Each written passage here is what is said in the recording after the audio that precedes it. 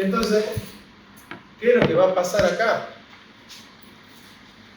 El hombre kantiano es un hombre cosmopolita, ¿no es cierto? Es un hombre así que no tiene raíces, no tiene tierra, no tiene, ¿no? Como el que escribe, ¿no? Los ilustrados, ¿no sé? Un libro de Rousseau, el Emilio, que se estudia para filosofía de la educación, ¿no? Pero ustedes en filosofía de la educación no han visto eso. El Emilio de Rousseau, ya les voy a explicar eso. Escribir el nombre Rousseau es para hacer un curso, ¿no? Él escribe el Emilio. Emilio es un muchachito, ¿no? Que es estudiante. Pero este Emilio tiene una formación cosmopolita. Él tiene que estudiar un idioma universal, una formación universal, una cultura universal, unos modales universales. O sea, no tiene historia, no tiene tradición, no tiene cultura, no tiene biografía. Es un sujeto abstracto, universal, cosmopolita, ¿no? Entonces, este va a ser el puntapié de lo que se llama el hombre en Heber Marcuse, ¿no? ¿Han escuchado hablar de Heber Marcuse? Bueno, ve, pues usted tiene que grabar a la clase porque acá van a aprender 300 filósofos por día ustedes, ¿no? Le voy a hablar de filósofos que ustedes no han escuchado, ¿no? Marcuse escribe un libro que se llama El hombre unidimensional. ¿Qué significa el hombre unidimensional? Un hombre abstracto. Así, por ejemplo, el feminismo actual, postmoderno, el feminismo que el problema de la mujer es el mismo problema para todas las mujeres de todo el mundo. Todas las mujeres tienen el mismo problema. Entonces vos decís, che, ¿cuál es el problema del aborto? Pero en el Congo belga, ese no es el problema de la mujer, el aborto. No, pero es que el problema de la mujer, el aborto, el género, el patriarcado, no se dan cuenta que la mujer, como el hombre, como el niño, el negro, el blanco, el gordo, el flaco, son sujetos que tienen su propia historia, su propio contexto. Entonces, vos querés solucionar el problema de la mujer mexicana. Tenés que meterte en México y saber cuál es el problema de la mujer. No resolver en Suiza, en La Haya, los problemas de la mujer en Perú, o la mujer indígena, ¿no es cierto?, en el Chaco salteño, la chorote.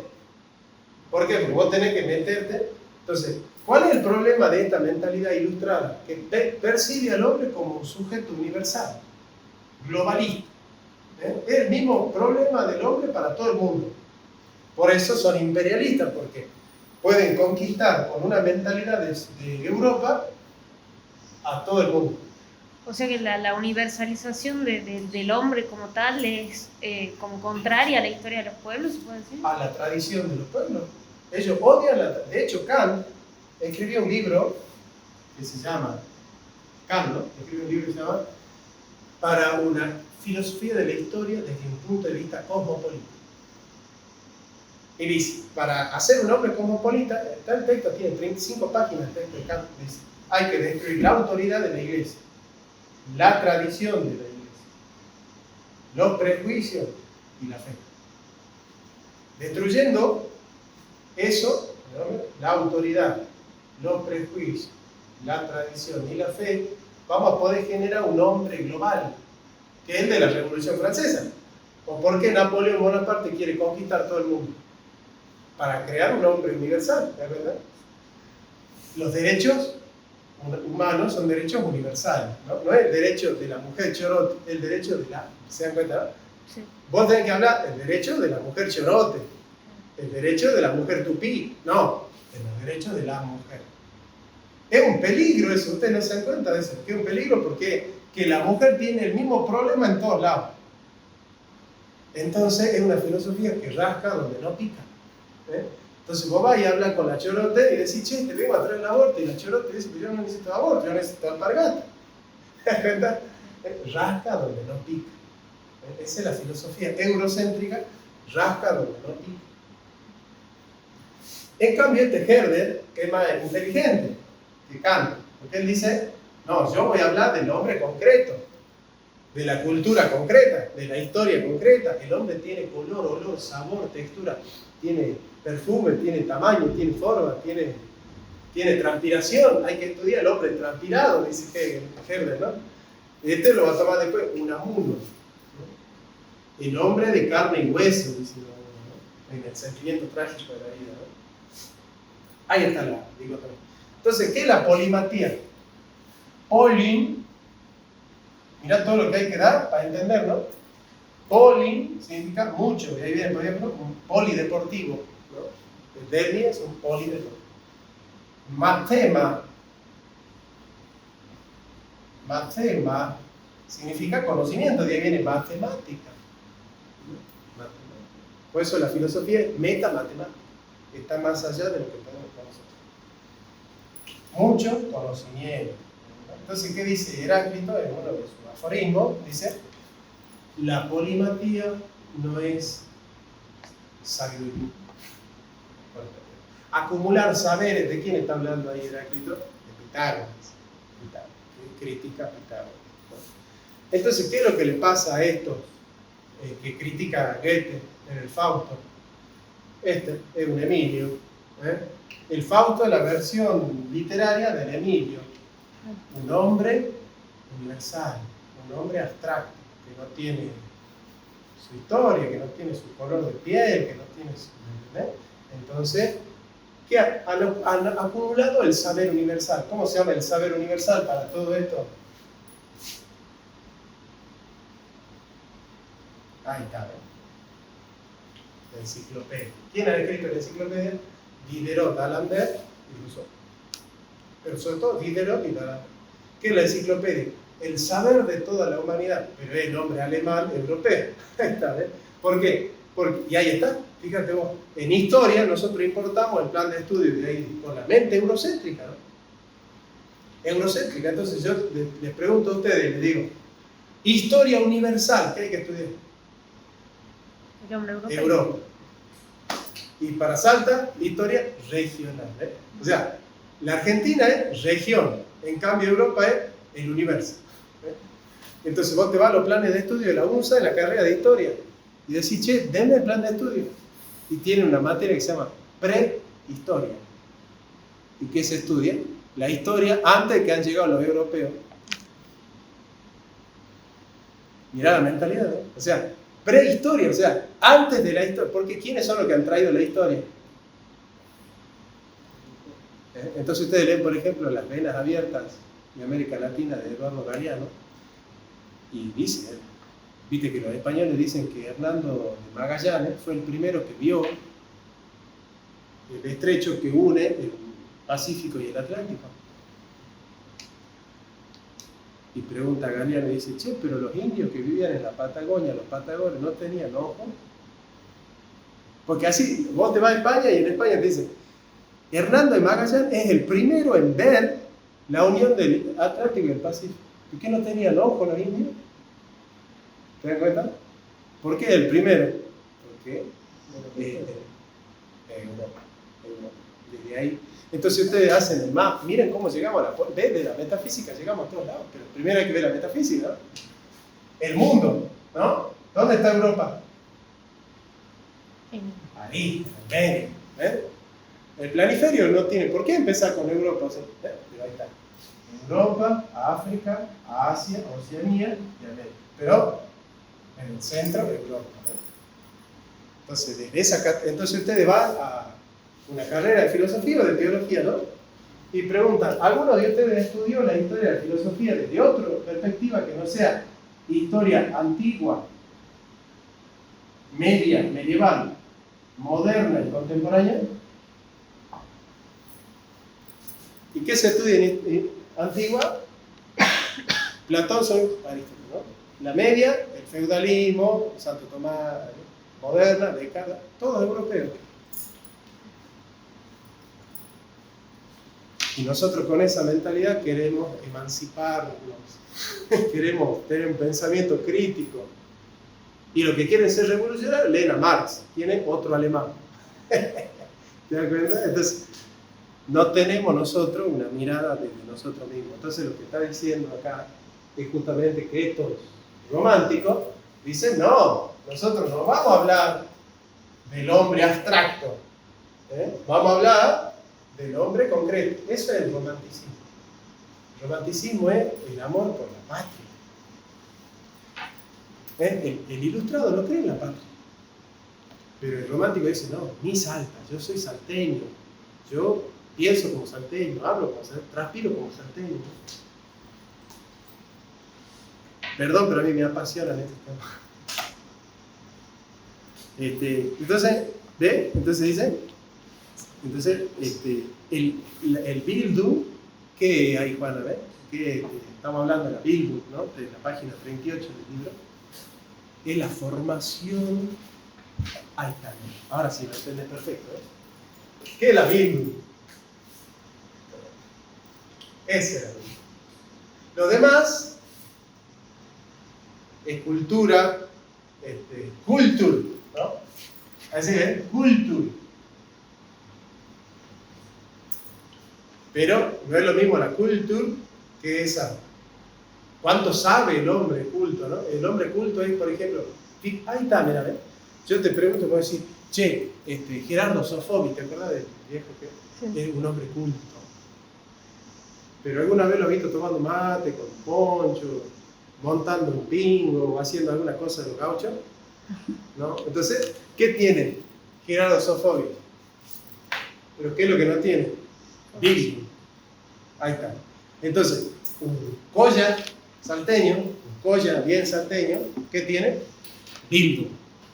Capaz que no tiene cultura, pero tiene Bildung. Ay, quiero que jueguen con eso. Porque en un momento Gadamer habla de una renuncia, digamos, que es lo que yo no termino de entender. O sea, él habla de una renuncia de la individualidad, como por la generalidad, por la cultura, digamos. Pero, ¿se refiere a esto? ¿Se refiere a desde un punto de vista así kantiano? Claro, está haciéndole una crítica a la ilustración. Gadamer quiere recuperar la tradición. Claro. Nosotros tenemos una tradición. ¿Cómo está celebrando Halloween nosotros? Nosotros tenemos que celebrar a Pachamama, no Halloween, ¿te das cuenta? De eso está hablando. Entonces, sigamos, dice, conceptos y palabras decisivos con los que acostumbramos a trabajar obtuvieron entonces su acuñación. Y el que no quiera dejarse llevar por el lenguaje, sino que prenda una autocomprensión histórica fundamentada, se ve obligado a moverse incesantemente entre cuestiones de historia de palabras y conceptos. Es lo que critica Nietzsche en la segunda consideración despectiva, ¿no? Esa idea de hacer toda una genealogía de las palabras. Palabras tienen un contexto. En todo lo que cuando intenta definir la formación se mueve en la segunda perspectiva de Nietzsche. Sí. También cuando habla del olvido, la memoria. Claro, porque Nietzsche quiere colocarnos en la historia, pero no en un historicismo. Claro. Que es la historia por la historia misma. Es la historia para nosotros, la historia de nosotros para nosotros. Por eso, de ahí surge la escuela de los anales. ¿Han escuchado hablar de eso? La escuela de los anales es una escuela francesa que fue fundada por Marc Bloch.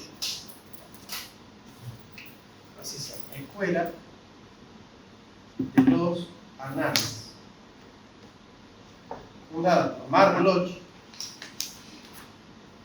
importantísimo historiador, y Fernand Braudel. Esto seguramente lo vieron en Filosofía de la Historia. Braudel, estos dos. ¿Sí? Entonces, ¿qué dice? Que donde hay carne y sangre, el historiador tiene su materia. Y escúchense la definición de historia que dan, porque ustedes tienen que quedarse con esa definición de historia. Dice, la historia es el estudio del hombre a través del tiempo. Oh, ¿ah? Es el mejor concepto de historia que hay. ¿Qué es la historia? El estudio del hombre es antropológica la historia. ¿A quién le interesa lo que le pasó a un volcán en el Congo belga hace 20 millones? A nadie. Que el hombre que interesa en la historia. Donde hay carne y sangre, la historia encuentra su lugar. Y esa es la escuela de los anales. Marc Bloch, Fernand Braudel.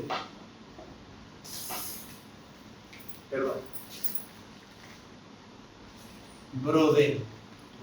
Fernand Brodel. Son temas apasionantes. Y ven cómo ven, estamos haciendo metafísica, todo, pero ya llegamos a la política también. Pero en el marco metafísico. Entonces, y ya vamos a llegar a lo que te decía yo. Respecto a la ingente tarea que esto plantea a la investigación, no podremos sino intentar en lo que sigue poner en marcha algunos entronques que sirvan al planteamiento filosófico que nos mueve. Conceptos que nos resultan tan familiares y naturales como arte, historia, lo creado. Ahí está lo que yo te decía, Weltanschauung, ¿no? ¿Qué significa Welt? Welt, mundo, Welt. Y Schauen, ¿no es cierto? Significa interpretación. Comprensión. Deutung es interpretación y Schauen es comprensión. La comprensión del mundo. Nosotros en español, ¿qué palabra tenemos, Nico? Para decir nuestra comprensión del mundo. Tenemos una cosmovisión.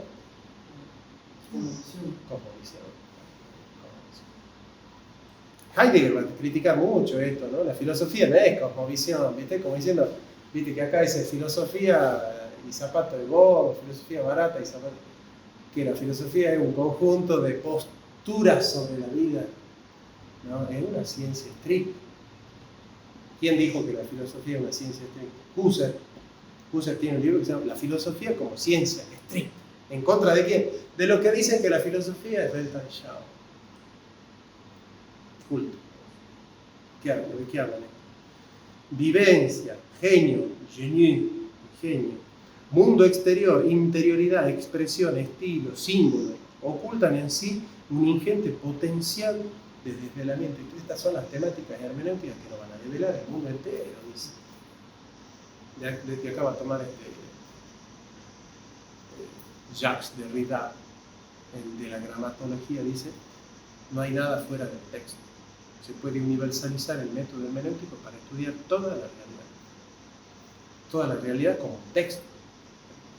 Si nos centramos en el concepto de formación, o sea, Bildung, no se olviden de esto, cuyo significado para la ciencia del espíritu ya hemos destacado, nos encontraremos en una situación bastante feliz. Una investigación ya realizada permite rehacer fácilmente la historia de la palabra formación. Su origen en la mística medieval, ¿no? Como siempre, ahí están Meister Eckhart, Johannes Taulero. Su supervivencia en la mística del barroco, su espiritualización fundada religiosamente por el Mesías Klopstock, el judío que se hizo pasar por Mesías, que acoge toda una época y finalmente su fundamental determinación por ¿quién? Herbert. Ahí está, ¿ven? ¿Ven cómo vamos? Como ascenso a la humanidad. Anda perfilándonos ahí, Juana. ¿Cómo has visto vos estos temas? ¿Cómo los vas entendiendo? A la luz de lo que ya has estudiado y de lo que vamos viendo. Estoy un poco confundida porque se delinea bastante con lo que voy leyendo, que en realidad es una lectura con vos, una lectura totalmente distinta a la que yo estaba haciendo. Está bastante contra la tradición hermenéutica. No lo pensaba primero. Y después, bueno, con respecto al término, ¿a eso te referís con respecto al término de formación? No, en general, ¿cómo la vas llevando a la temática vos? Vas viendo vos que vos decís que de alguna u otra manera Gadamer quiere superar la tradición hermenéutica. Sí. Pero no la quiere destruir. Pero no la destruye. No. Sí, ello me llama la atención porque además a lo largo de lo que vengo leyendo el texto se agarra mucho de Kant. También. Sí, Lo que pasa es que hace una lectura de Kant hermenéutica. Claro. ¿Qué es la que ha hecho quién? Heidegger. ¿Qué es una lectura hermenéutica? Esto le voy a enseñar porque me resulta interesante, ¿no? En la época de Heidegger, el gran especialista de Kant, el gran lector de Kant, traductor de Kant, era el filósofo Ernst Cassirer, ¿no? Y ustedes lo leyeron en la antropología filosófica, a Cassirer, el padre Méndez así lee Cassirer, el hombre como un ser simbólico. Cassirer era lector de Kant, especialista, y se le dedicó 40 años de su vida a leer solo Kant. Especialista. Y Cassirer decía que la crítica de la razón pura es un libro de nociología y de epistemología. Pero vino un filósofo que no lo conocía nadie en ese momento, ese filósofo, y debatió con este hombre. Y le dijo que no, que la crítica de la razón pura es un libro de metafísica. Casi le dice cómo va a ser un libro de metafísica si Kant niega la metafísica. No puede escribir un libro de metafísica alguien que está negando la metafísica. Es un libro de metafísica. Porque se pregunta no por las cosas, sino por nuestra forma de conocerlas de manera a priori, pero el ser del conocimiento es metafísico. Y explica la estructura existenciaria del Dasein. Entonces, es un libro. De hecho, él después escribe un libro que se llama Kant und das Problem der Metaphysik. El cambio del problema de la metafísica. Ganó el debate este filósofo que no lo conocía a nadie, casi se deprimió y casi se suicida. Le dedica 40 años a leer Kant para que venga alguien que, ¿no? ¿Y qué hizo este filósofo? Se basó porque el prólogo de Kant, hay dos prólogos. La crítica de la razón pura tiene dos ediciones, ¿saben eso? Sí. La primera, ¿de qué año es? No, ahí ni idea. Y la segunda, fíjate, Juana, por favor, ¿en qué año es la segunda edición de la crítica de la razón pura? Creo que el 77 o el 87 o el 89. Sáquenme esa duda, porque no quiero meter acá. Me olvidé.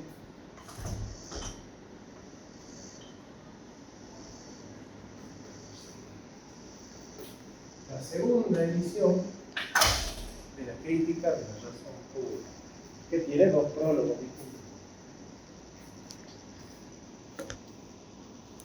En el 87. Ahí está, ¿ves?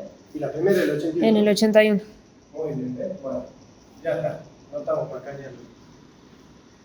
En la primera edición aparece la triple síntesis. Gran tema que hoy se estudia en la UBA, por ejemplo, en la filosofía moderna, se estudia la triple síntesis todo el año casi, porque ahí está toda la filosofía casi. ¿Y qué es la triple síntesis? Una nota al pie de página del prólogo, que no aparece acá. Y está acá. Entonces, Cassirer, vos siempre que vas a tomar la segunda, porque decís que si Kant escribió el prólogo segundo es porque ya superó el primero. Pero este filósofo leyó del prólogo una nota al pie de página del prólogo y encontró en esa nota al pie de página del prólogo el resumen de toda la obra en la triple síntesis. Y este no lo había leído. ¿Cómo se llama el filósofo este que hizo eso?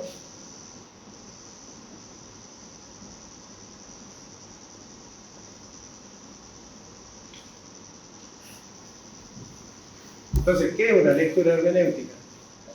Leer al pie de página. Leer lo que nadie está leyendo. Todo lo que quedó al margen de las grandes lecturas de la tradición, ir en busca de eso que ha quedado afuera. Eso es una lectura hermenéutica. Leer lo que ha quedado afuera de la tradición. ¿Para qué? ¿Para romper la tradición? No, para meterlo adentro de la tradición.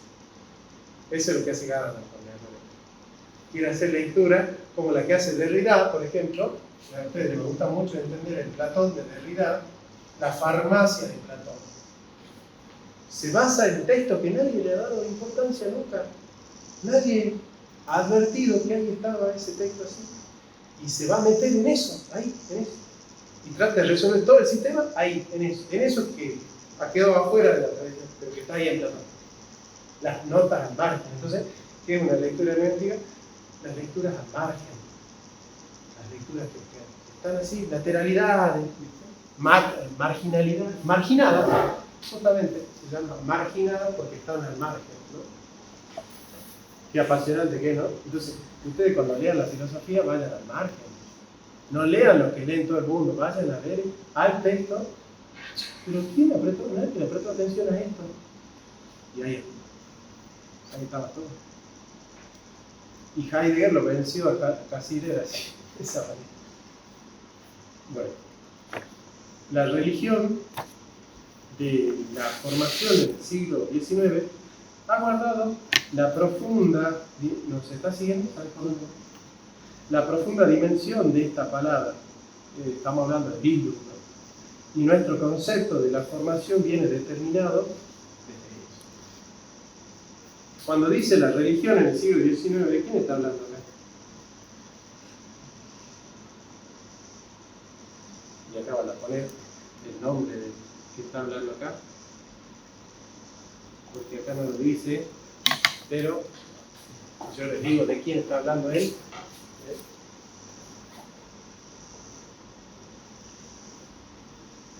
¿Te acordás, Nico? ¿Cómo se pronuncia eso? Mira la cara que pone Juan. A ver, ¿quién se anima a leer? Esta es una R. Esta es una E. Las dos son, ¿eh? Esta también es una E. Y esta también es una E. Ley de masa. Acuérdense que en alemán esto, ¿cómo se lee? Como O. A. Ya saben que no es Heidegger, ya les dije, no es Heidegger. Heidegger. Y acá es Schleimacher. Schleimacher. Ahí en la USA le van a decir Schleiermacher. Si ustedes van a la USA, van a escuchar Schleiermacher. Y si van a Berlín, van a una conferencia en Berlín, van a escuchar Heischmacher.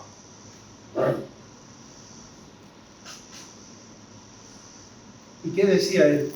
Bueno, no le expliqué qué decía él. Él decía que el cristianismo, es interesantísimo lo que dice, protestante, luterano, ¿no? Los grandes teólogos son luteranos. Él decía que el cristianismo no es tener fe en Jesús. Ante todo, y antes de tener fe en Jesús, el cristiano tiene fe en la fe. Él cree que es un creyente. Se posiciona como creyente. Entonces él dice, acá los teólogos estudian el credo como el objeto de la fe. Es decir, como el contenido que hay que creer. Pero yo voy a estudiar el credo como el yo creo. O sea, el credo como yo soy un creyente. Entonces el cristianismo consiste en creer que yo soy un creyente. Y desde ahí resuelvo la vida. Pero desde mi postura como creyente. Es decir, yo creo que soy un creyente. Yo tengo fe en mi fe. Por eso Kierkegaard dice, la fe es la verdad para mí. Para mí. Es mi verdad. ¿Se dan cuenta cómo hay un giro hacia? Es un giro bien protestante. Porque el catolicismo está basado en las pruebas para llegar a Dios, pero desde la naturaleza. El protestantismo dice, yo como creyente, mi fe. Ese es un giro en Alemania absoluto.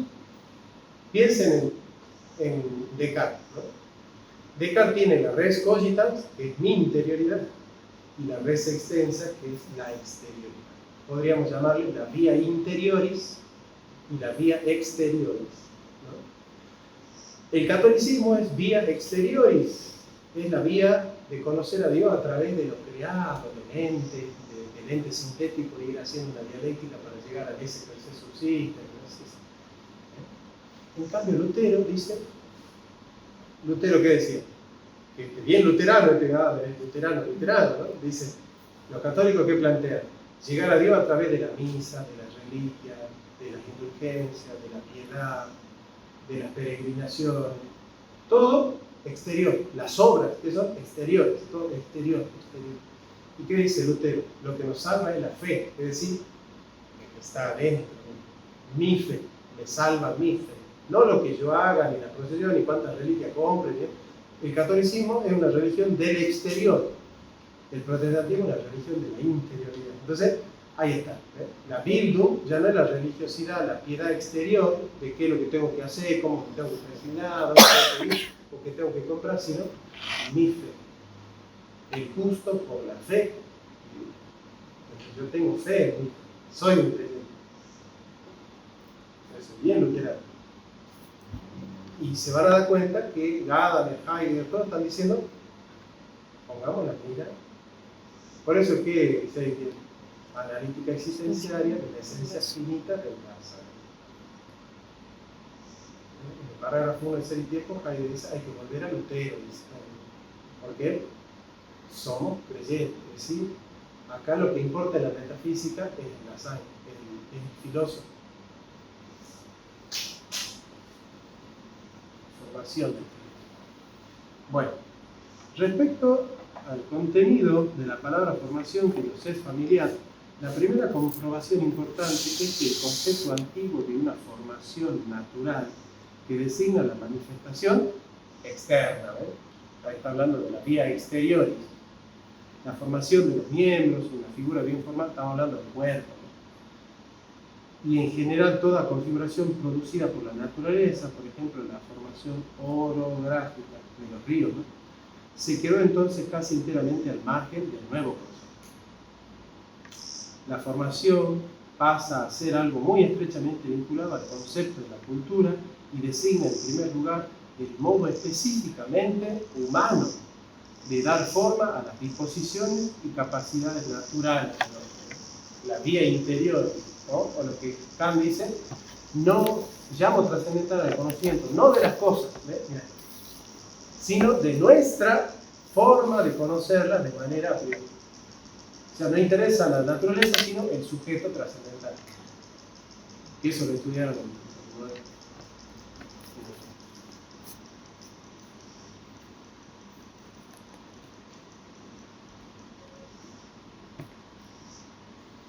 Entre Kant y Hegel se lleva a término esta acuñación herderiana de nuestro concepto. ¿No? Como que Kant y Hegel van a tomar el Herder de ese concepto de Bildung y lo van a llegar al último término.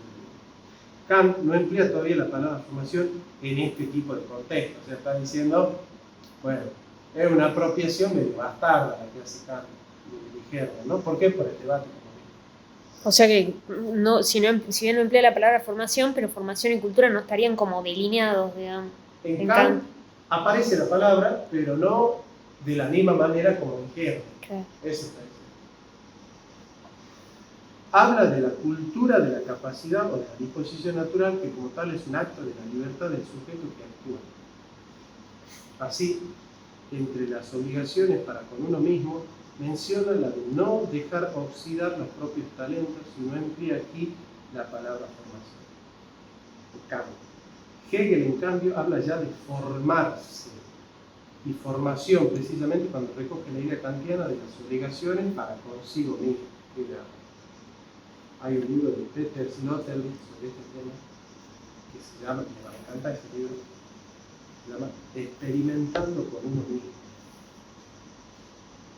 Experimentando con uno mismo. Peter Sloterdijk.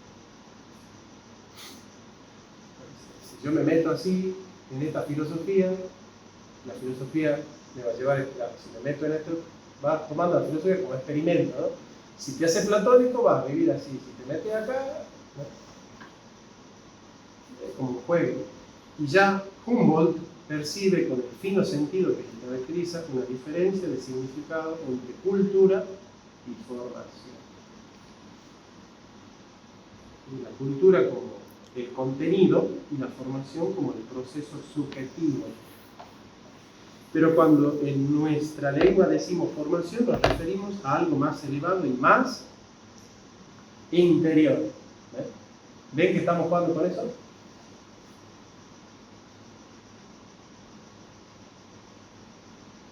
Al modo de percibir que procede del conocimiento y del sentimiento de toda la vida espiritual y ética y se derrama armoniosamente sobre la sensibilidad y el carácter.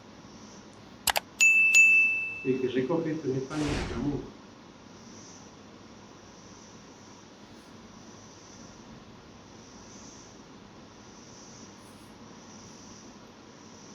La vida no es la vida de la razón. La razón es la razón de la vida. ¿Qué está detrás de todo? ¿La vida o la razón?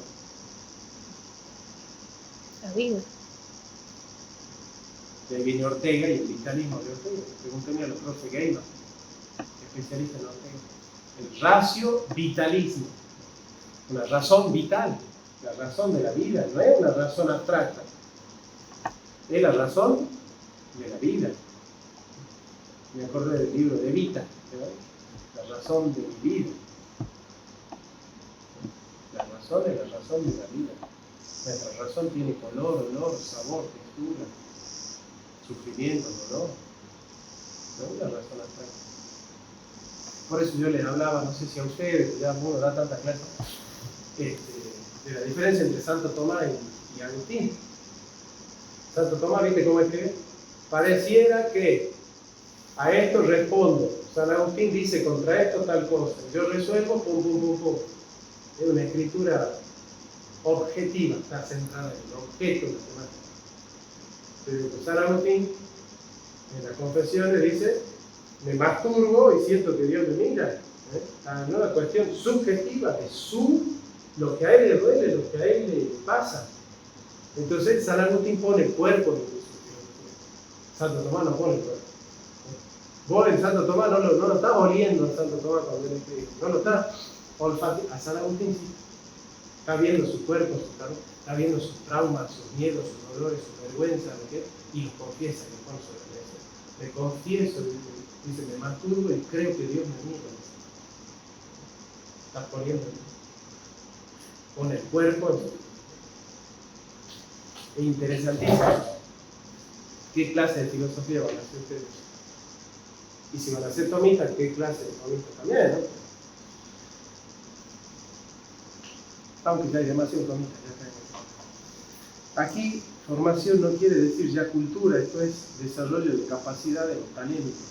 El surgimiento de la palabra formación despierta más bien la vieja tradición mística, según la cual el hombre lleva en su alma la imagen de Dios conforme a la cual fue creado y debe de construir la vía interior.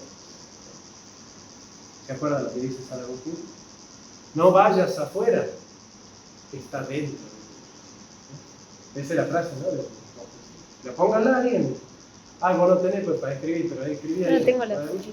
San Agustín con las vías interiores. No vayas afuera. Así dice. No vayas afuera. Está dentro de ti. ¿Qué camino es este? El que va después de recuperar Lutero, el protestantismo. Ustedes saben que a los evangélicos no les interesa lo objetivo de la misa, la liturgia, la pompa, sino yo soy creyente. Ellos te hablan de su fe. Yo soy creyente, que es el evangelio. Protestante. Y ahí viene todo. Hasta ahí, preguntas, ¿qué opinan? ¿Ven cómo leyendo un texto así detenidamente las cosas que estamos acá? Sí. Y podemos detenernos más todavía, ¿no? Pero no vamos a terminar nunca aquí. ¿Qué decís, Nico? ¿Cómo has preparado vos a ver?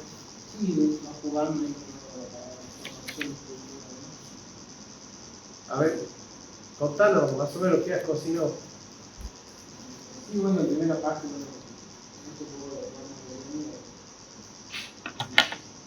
qué formación muy, ¿no? Como el contenido de uno también tiene un proceso, pero también con algo objetivo y con algo propio y también esta idea de la individualidad, el cómo, ¿no? La manera en la que uno Yo se tengo hace suyo es apropiarse, ¿no? Yo Por eso tengo- también empieza con la obra de arte, me parece, ¿no? Porque por entero está en sí mismo en la obra de arte, ¿no? la belleza. Yo les pregunto a mis alumnas, ¿no? Cuando están ahí enamoradas, así, ¿vos gustás de él porque él es lindo o él es lindo porque vos gustás de él? Y en el arte muchas veces es que él es lindo porque a vos te gusta. Y tu amiga te va a decir, ¿por qué le habéis visto a ese si no tiene nada? Es que a mí me gusta. Ese no es objetivable con método matemático de gusto. Se dice sobre gustos la verdad. Es decir, ¿cuál es la regla para que alguien me guste? O algo. ¿Cuál es la regla? Incluso cuando toda tu amiga te va a decir, pero mira,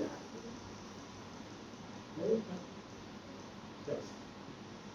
Y fíjate, ¿no? Cómo es tan subjetivo que si te peleas con él, le empiezas a ver todos los defectos. Cuando te has peleado ya comienza a ser gordo, feo, tiene mal aliento, tonto. ¿Por qué? Porque no me gusta. Ya es feo, ¿por qué? Porque se como una moda también, ¿no? la moda.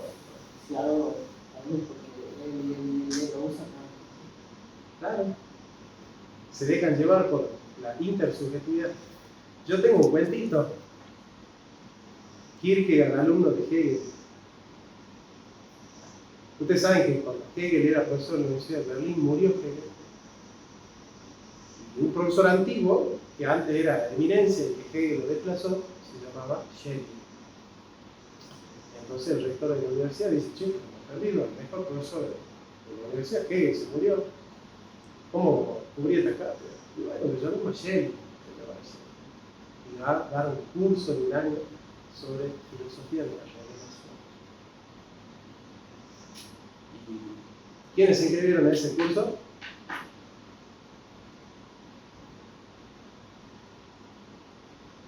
Ludwig Feuerbach, Karl Marx, Fichte y Kierkegaard. ¿Se imaginan en un solo aula? Impresionante, ¿no? Marx y Kierkegaard sentados así. Vos hay Marx y Kierkegaard ahí. Escuchando a Schelling. ¿Sabe qué? Yo doy 10 años de mi vida para estar sentado ahí viendo la clase de Schelling al lado de Marx y de Kierkegaard. Maravilloso, ¿no? Y entonces en una de Schelling dice, esto es verdad lo que les cuento, investiguen, esto es verdad. Pero el cuento mío es que Schelling dice, bueno, yo podría probar sintéticamente a través de la dialéctica la historia de la humanidad a partir de los 5 primeros libros de la Torá.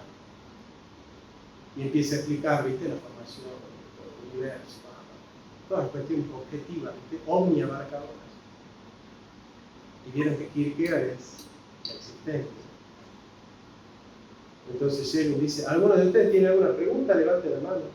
Y Kierkegaard, profesor, disculpe, ¿sí? ¿Qué pasa? ¿Puedo ir al baño?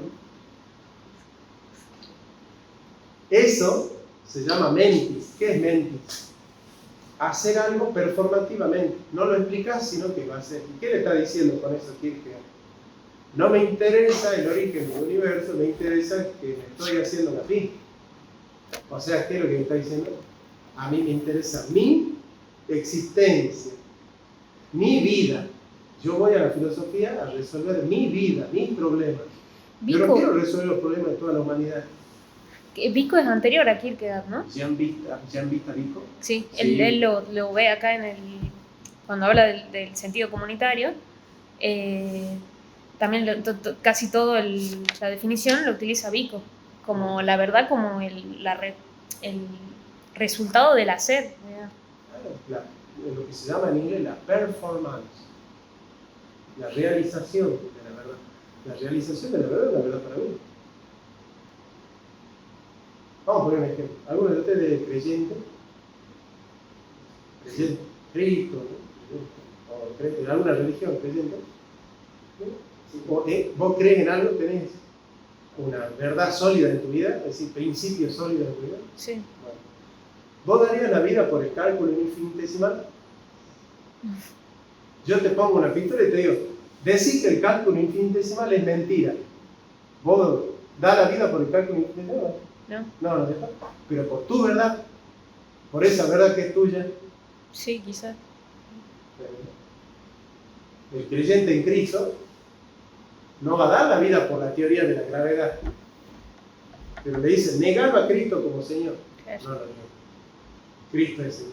Cristo es Dios. ¿Es un creyente? Claro. Podría ser que Cristo no exista, pero Él es el Señor, ¿no? Ahí está, ¿eh? Entonces, siempre se posiciona.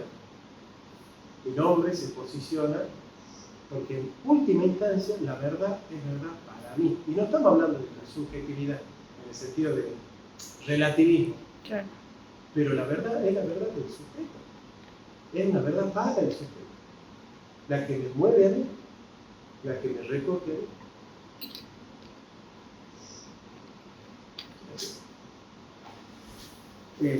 ¿Qué le iba a decir? Claro, dijo. Aquí formación no quiere decir ya cultura, esto es desarrollo de capacidad de talento. El resurgimiento de la palabra formación despierta más bien la vieja tradición mística, ¿no? La vieja tradición mística, según la cual el hombre lleva en su alma la imagen de Dios conforme al cual fue creado y debe reconstruir en sí. El equivalente latino para formación es formatio, a lo que en otras lenguas, por ejemplo en inglés, Schatzepuri, corresponden formation, form, formation. También en alemán compiten con la palabra Bildung, la correspondiente derivación del concepto de la forma, por ejemplo, Formel y forma. Desde el aristotelismo del Renacimiento, la forma se aparta por completo de su sentido técnico y se interpreta de manera puramente dinámica y natural. El que empezó con esta onda es Buridano, con el concepto de ímpetu.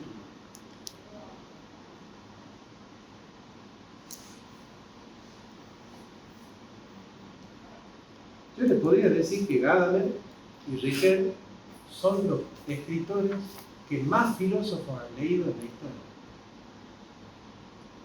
Pero ustedes leyendo este libro van a leer 300, 400 filósofos. O sea, están aprendiendo 400 filósofos en un libro. Porque este Gadamer y Riquet, yo se los puedo probar. La cantidad de filósofos que citan esto es superior a cualquier otro filósofo. Por ejemplo, Kierkegaard ha leído en su vida 6 filósofos. Ustedes saben más de filosofía que Kierkegaard. Kierkegaard ha leído Platón, Sócrates, las derivaciones que son de la comedia y las nubes de Aristófanes, Sócrates, Platón, Aristófanes, los sofistas, Protágoras, Cícero y la ley. Y algo de Hegel. Y algo de Kant. Ustedes en estos 4 años han leído más que 7 filósofos. O sea, ustedes saben más de filosofía que Kierkegaard. Ahora, probablemente nunca lleguen a ser como Kierkegaard, ¿verdad? Porque la cuestión no es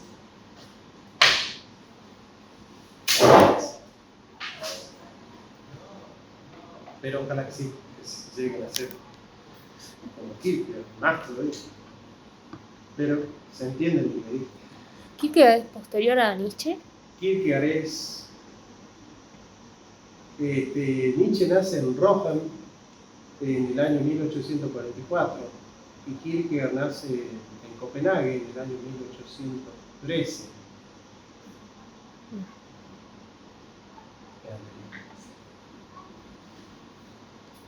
Realmente la victoria de la palabra Bildung sobre Form no es casual, pues el Bildung está contenido Bild, imagen.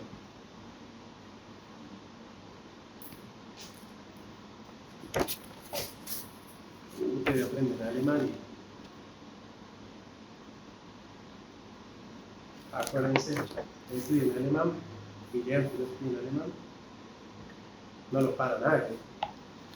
El concepto de forma retrocede frente a la misteriosa duplicidad con la que Bild recoge simultáneamente imagen imitada y modelo por imitar.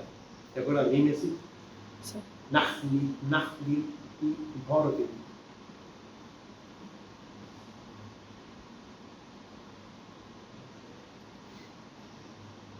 Responde a una habitual traspolación del devenir.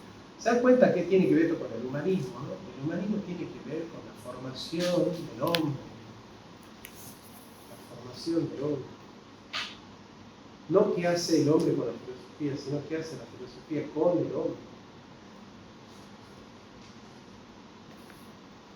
¿Se entiende eso? O sea, no qué es. Miren esto, escuchen bien esto, porque esto es toda la materia, es esto casi, lo que les decía ahora. No qué discurso construye el sujeto. Que se llama para luna. Ustedes van a tener dos posturas sobre el lenguaje. Un sujeto que hace al discurso, ¿no? Que está centrado ¿en qué? En el discurso del sujeto, ¿no?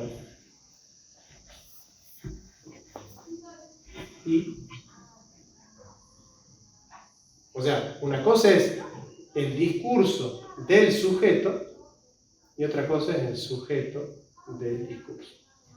O sea, ustedes no se van a preguntar solamente qué discurso hace el sujeto, sino qué sujeto hace el discurso.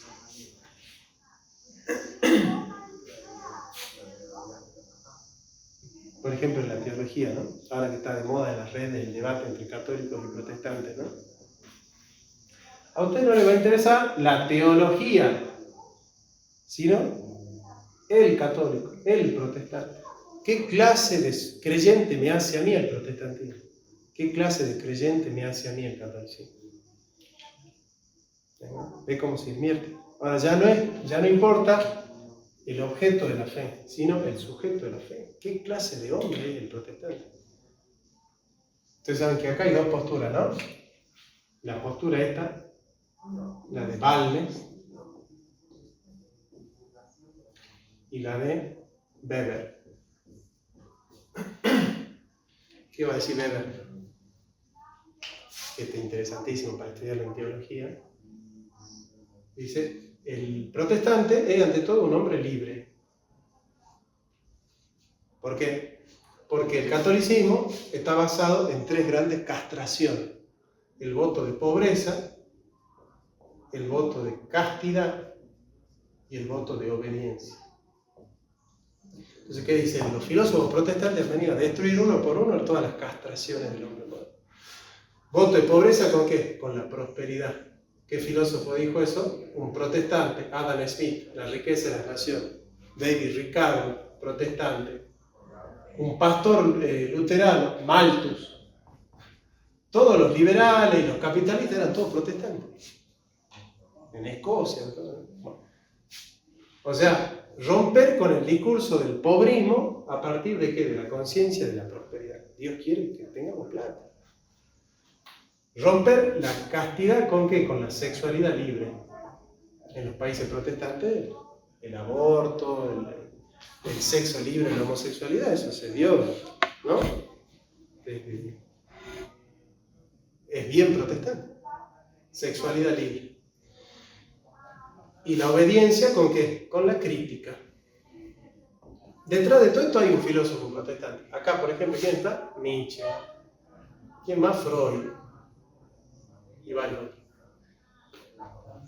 Y acá... Foucault, ¿no? ¿Ah? Foucault. También.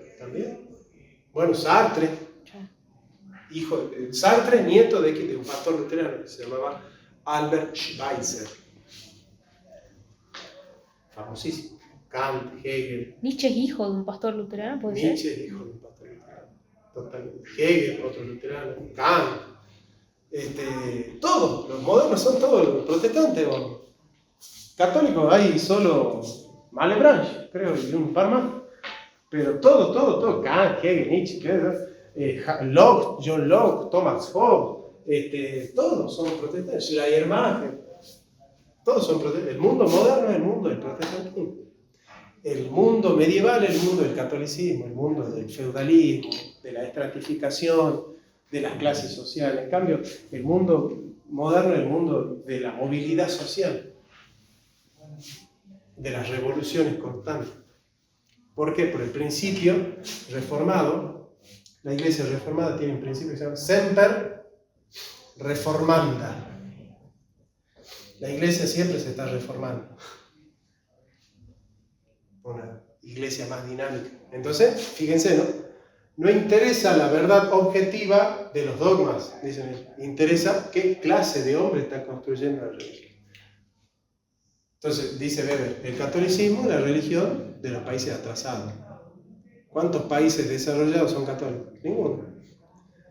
Los países desarrollados y libres, ¿quiénes son? Los protestantes. Estados Unidos, Alemania, Inglaterra, Holanda, Bélgica, Suiza. Entonces dice, ¿por qué? ¿Qué casualidad dice que los países desarrollados sean todos protestantes? No, ¿por qué? Porque han roto con la mojigatería. Una mujer protestante puede ir al culto con una faldita así, y ser pastora, y así, y obispo, y así. Yo lo que le estoy diciendo, ven cómo, ya no es qué discurso da el sujeto, sino qué sujeto construye el discurso. ¿Y en dónde se ubica ese giro, digamos, ese cambio? No es el giro lingüístico como tal. Sí, está dentro del giro lingüístico. Eso se da en mitad del siglo XX. Se va gestando, ¿no? Pero con todo eso. Y se concreta con el giro hermenéutico. Con el giro hermenéutico, con el giro lingüístico. Sobre todo en Francia, con Ferdinand de Saussure, Lacan, Foucault. Se va a condensar todo. Yo creo que en el mismo Heidegger también. Sí. Wittgenstein. El lenguaje como morada en sí. Responde a una habitual transpolación del devenir al ser el que Bildung designe más el resultado de este proceso del devenir que el proceso de... ¿Qué está diciendo acá? Responde a una habitual transpolación del devenir al ser, o sea, del proceso al resultado, es una derivación de la palabra Bildung a formation. Es decir, que Bildung respondería más al resultado que al proceso mismo, mientras que Formation más al proceso. No, él está diciendo acá que Bildung responde al proceso, pero hay una habitual transpolación del devenir al ser, que ahora se toma Bildung como la culminación del proceso y no como el proceso. Pero acá Gadamer está queriendo rescatar que Bildung es el proceso.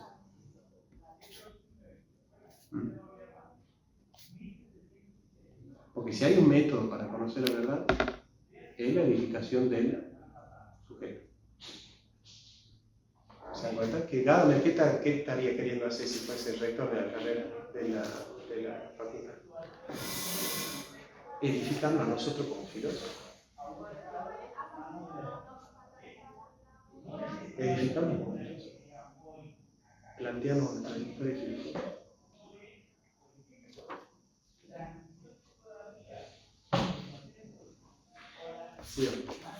La transformación es aquí particularmente parcial, porque el resultado de la formación no produce al modo de los objetivos técnicos, sino que surge del proceso interior de la formación y conformación y se encuentra por ello en una constante desarrollo y progresión. O sea, este desarrollo de la palabra Bildung hacia una formación, hacia la culminación del proceso, es parcial. Porque el resultado de la formación no se produce al modo de los objetos técnicos, sino que surge del proceso interior. O sea, aunque esté hablando del proceso exterior, del resultado, recoge el proceso interior, porque es un resultado del proceso interior. es casual que la palabra formación se parezca en esto al griego phys, porque es dinámica. La palabra fío, de frotar, es dinámica.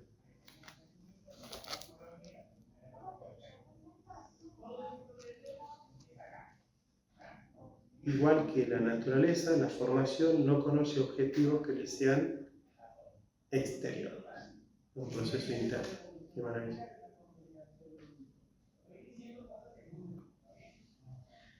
Y frente a la palabra y la cosa, objetivo de la formación, habrá que mantenerse toda la desconfianza que recaba una formación secundaria de este tipo. La formación no puede ser un verdadero objetivo. Ella no puede ser requerida como tal si no es en la temática reflexiva del educador.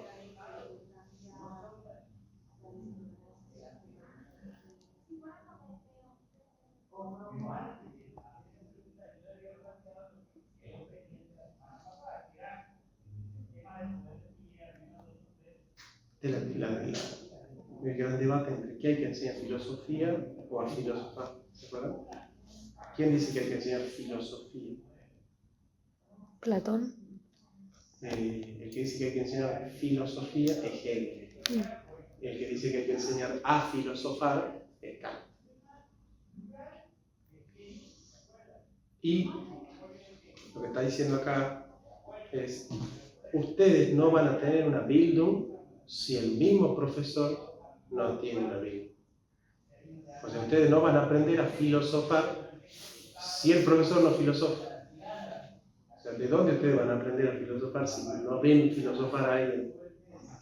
Una cosa es que alguien venga, se pare y diga: bueno, Platón dice en el Teteto, pum, pum, pum, pum, pum, pum, pum, no. Y otra cosa es que alguien le haga problematización, que lo lleve a la urdimbre donde se teje la filosofía. Que haga filosofía en clase, que haga filosofía en vivo, que haga filosofía. Y ustedes, ¿cuándo se van a dar cuenta que son filósofos? Cuando adviertan la diferencia entre un profesor de filosofía y un filósofo. Es decir, no, este no es un profesor de filosofía, este es un filósofo, o este es un profesor de filosofía, pero no es un filósofo. Y ustedes, cuando sepan advertir y digan: no, este es simplemente un profesor de filosofía. No tiene Bildung, tiene información, pero no tiene formación filosófica. No está formado como filósofo. Sabe de filosofía, pero no es un filósofo. Y cuando dice lo que fue acá, que la formación no puede ser un verdadero objetivo, se refiere nuevamente al dinamismo y a la formación individual que no se contagia. Que no es una estructura, digamos, hay que hacer esto para hacer esto, sino... Mira, yo me puedo parar acá y hacer filosofía. Ahora, ¿eso a mí me va a garantizar que ustedes sean filósofos? De la cantidad de veces que yo me acuerdo antes, el primer año que me tocó enseñar, yo a veces me quedaba 4 horas enseñando. Me quedaba 4 horas enseñando. Bruno Ponferrada, por ejemplo, me decía: no se vaya, quédese ahí, siga.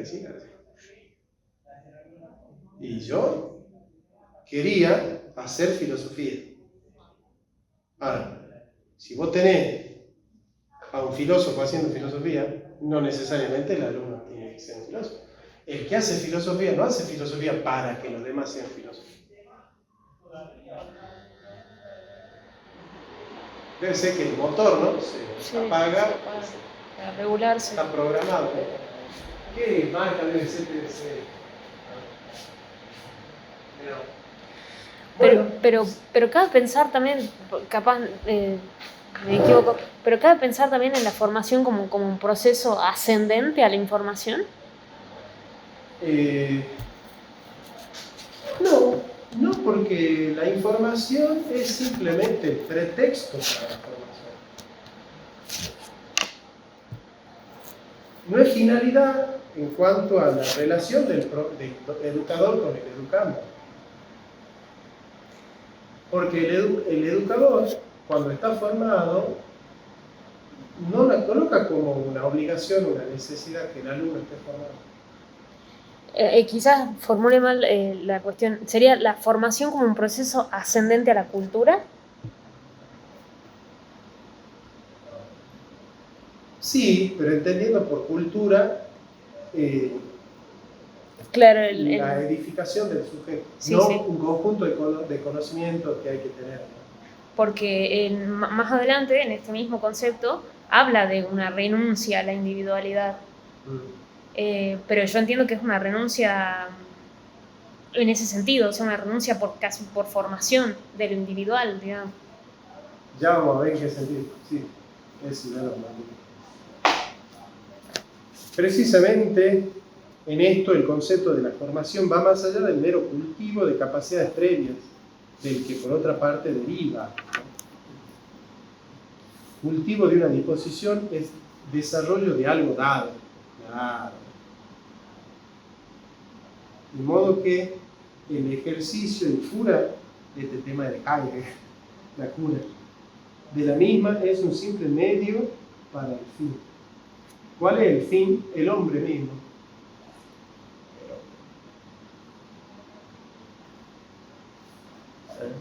El hombre nace con una forma, pero no nace formado. La educación es formar al hombre. La materia docente de un libro de texto sobre gramática es medio y no fin. Claro. Es lo que siempre se dice. No es que hace vos con el latín, sino que hace el latín con vos. Su apropiación sirve tan solo para el desarrollo del lenguaje. Y el desarrollo del lenguaje sirve para el desarrollo del hombre. Por el contrario, en la formación uno se apropia por entero. Y recuerden que acá formación es proceso, ¿no? Por eso está diciendo que no es fin en sí. Por el contrario, en la formación uno se apropia por entero aquello en lo cual y a través de lo cual uno se forma.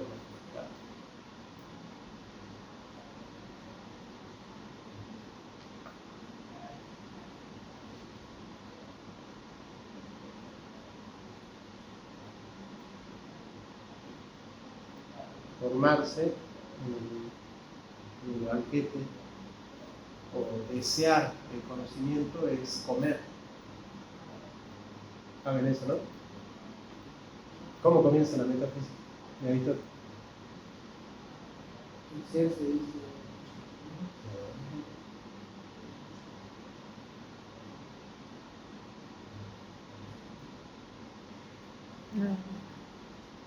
¿No saben cómo comienza la metafísica?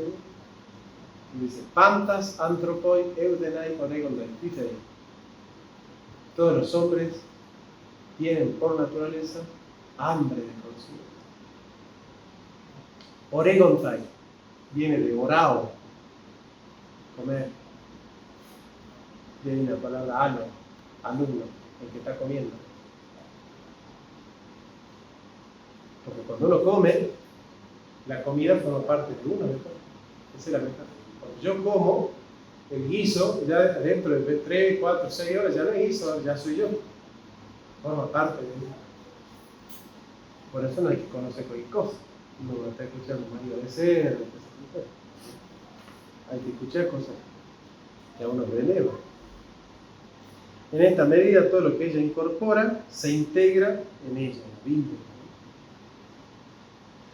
Pero lo incorporado en la formación no es como un medio que haya perdido su función. En la formación alcanzada nada desaparece, sino que todo se guarda. Formación es un concepto genuinamente histórico. Y precisamente de este carácter histórico de la conservación,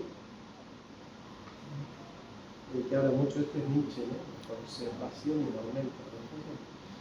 Es lo que se trata en la comprensión de las ciencias del espíritu. Wissenschaft das Geistes. En este sentido, ya una primera ojeada a la historia etimológica de la formación nos lleva al ámbito de los conceptos históricos.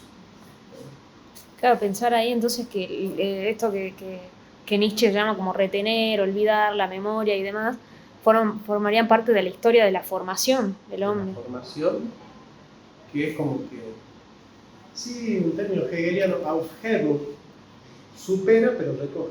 Supera pero recoge. Claro. Supera y asimila. Nunca es superar y dejar atrás. Que es el concepto de progreso que tienen ahora los comunes. Hemos superado la tradición, no la hemos perdido.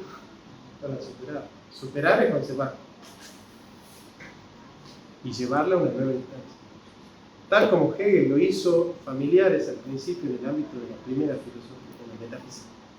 De hecho, es Hegel el que con más agudeza ha desarrollado lo que es la formación y a él seguiremos ahora.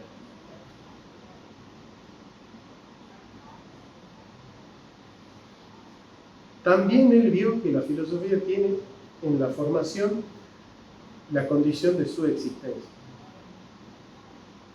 Y nosotros añadimos, y con ella la ciencia del espíritu, pues el ser del espíritu está esencialmente unido a la idea de formación. Desarrollo, progreso, una idea de género.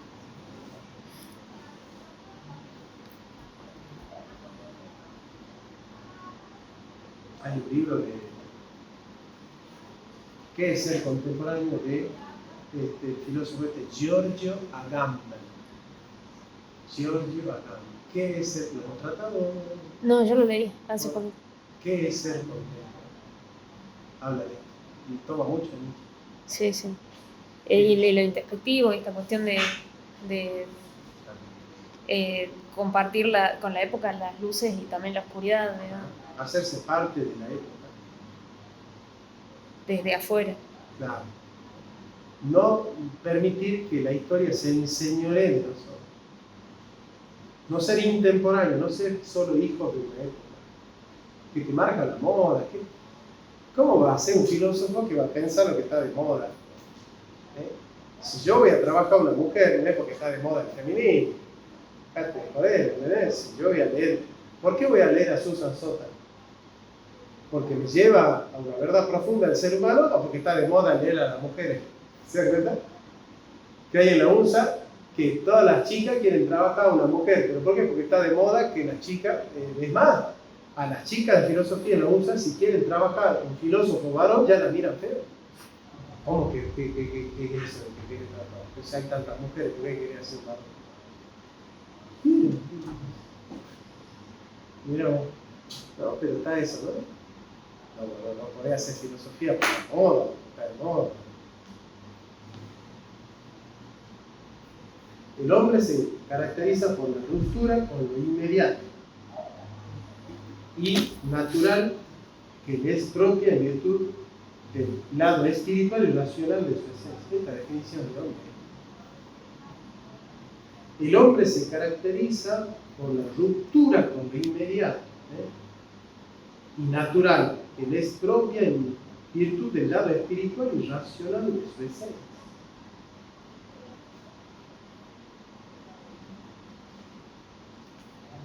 ¿Qué concepto de hombre? Y que por eso necesita de la formación. Para trascenderse a sí mismo. Por eso el hombre es un animal anti-animal. Y es un animal que rompe con el estrecho mundo de los sentidos. Y la filosofía te permite trascender. Ustedes salen de acá y ¿qué hacen de afuera? Tiene hambre, come. Tiene sed, toma. Tiene frío, se abriga. Tiene sueño, duerme. Tiene deseo, busca. El filósofo trata de ser libre de sí mismo. Antes que nada. Libre de sí mismo. Ese es el rol de emanciparnos de nosotros mismos. La peor cautividad es ser preso de nuestro miedo, de nuestra necesidad, de nuestra inclinación.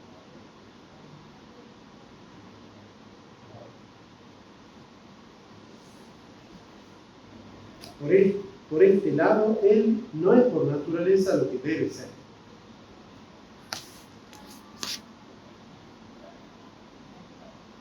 La terminación del hombre en el espíritu. Por eso necesita de la formación. Qué maravilloso. Esto se puede enseñar en filosofía de la educación. Cuando sea profesora de filosofía de la educación.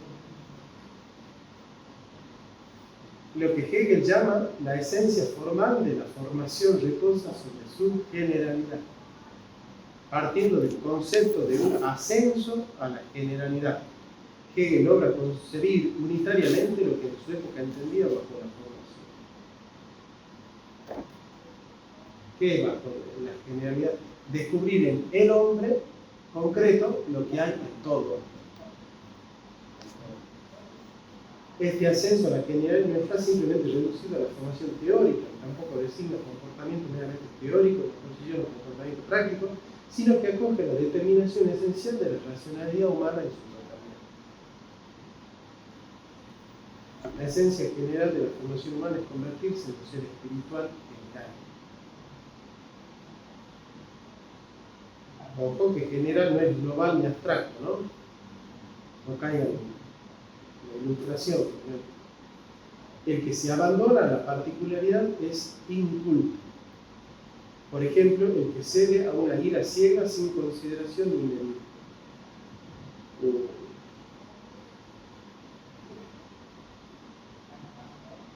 ¡Qué maravilla! Hegel muestra que a quien así actúa, lo que le falta en el fondo es la capacidad de abstracción.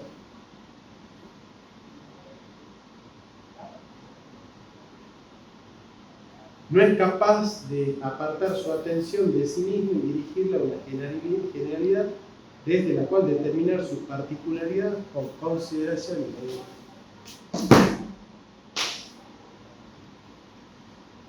¿Qué parece acá? La palabra idiota, ¿saben qué significa? No. El que solo piensa en sí mismo. Idio, lo de uno mismo. Le viene idiosincrasia, el pensamiento de uno. Acá vamos a poner idiota. Entonces, ¿qué hace la formación? Te permite no ser un idiota. ¿No es cierto? Sí. ¿Qué es un idiota, por ejemplo? Alguien que piensa solo en su propia necesidad. Nosotros estamos hablando del ser y de las cuestiones profundas de la vida humana y él está pensando que tiene que ver con él.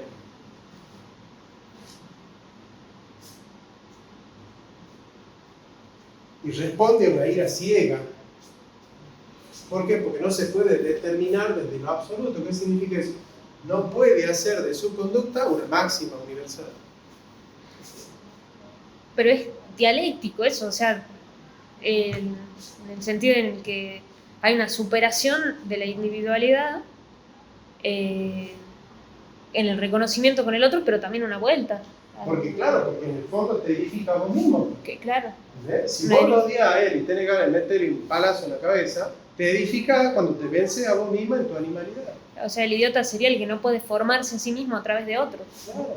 El que no puede regularse en base a una idea universal, digamos. Es decir, yo tengo que sembrar un principio universal, ser parte de un género universal. Yo no deseo que la humanidad sea así. Por ejemplo, tener hambre, ir y robar comida.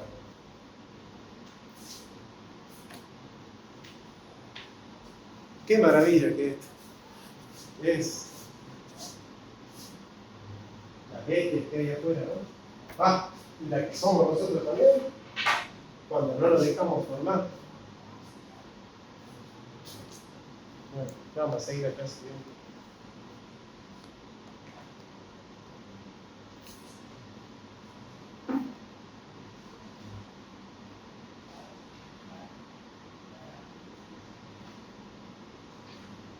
Una maravilla. Una maravilla. Una maravilla. ¿Qué significa abstracción, pues? Abstraerse del inmediato. Yo tengo bronca, lo quiero matar, tengo bronca, la quiero matar, tengo bronca, quiero matar. Esa es la ira, ¿no? Tengo bronca, la quiero matar. ¿Qué es abstraerse? Abstraerse del inmediato. Tengo la bronca, pero la bronca no me tiene. Qué maravilla. Eso es el formado. Lo otro es el animal. El animal está enojado y mata. Tiene hambre, come. Tiene sed, toma. Tiene sueño, duerme.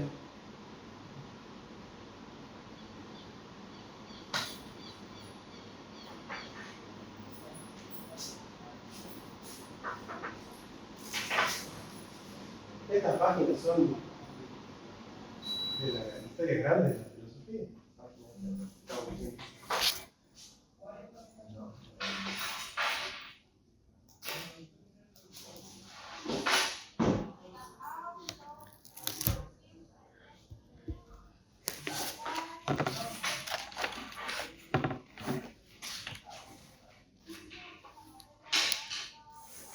¿Qué te va pareciendo difícil? Sí, hay que tener mucho de lectura. Mucho trabajo.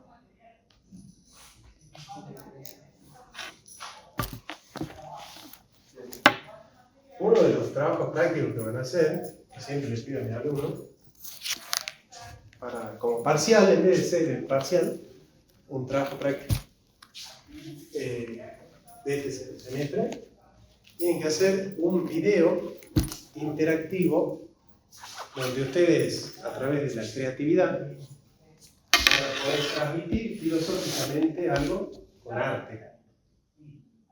Ya sea la actuación, la pintura, la poesía, la música, una obra de teatro, donde van a transmitir una idea que van a ver a través de, con una amiga, con un amigo, un pariente, alguien, hacer una escena, o leer una poesía, o cantar una canción y explicarle la canción. Arte, a través del arte, grabar un video donde ustedes pueden explicar algunas de las temáticas que vamos viendo y dejarlas ahí en el video. Eso va a ser.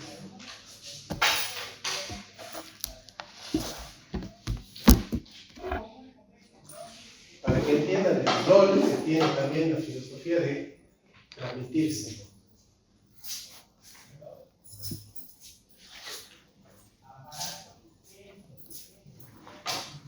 Y bueno, con esto ya están estudiando la historia de la filosofía también, pero